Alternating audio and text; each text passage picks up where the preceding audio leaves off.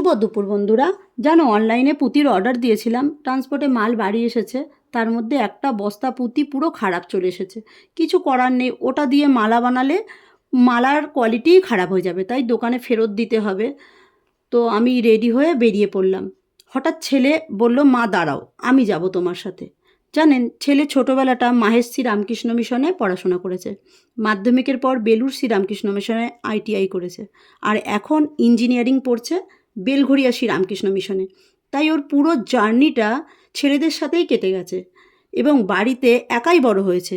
দিদি বা বোন তেমন করে সাথে পাইনি সব সময়ের জন্য। আছে দিদি বোন সবই আছে, কিন্তু একসাথে বড় হয়নি। তাই আমার ধারণা ছিল কি, ও বড় হয়ে মেয়েদের ফিলিংসটা ঠিক বুঝতে পারবে, আদৌ পারবে কি না। কারণ মেয়েরা খুব ছোট কারণে দুঃখ পায়, আবার খুব ছোট কিছু পেলে খুব খুশি হয়ে যায়। যাই হোক, একটা কথা বলবো, আমার চোখে আমার ছেলে একটা সুপুরুষ। যে ছেলে তার মায়ের কষ্ট বোঝে, সে ছেলে কখনো খারাপ হতে পারে না। তাই আমি গর্ব করে বলবো, আমি একটা ছেলের মা।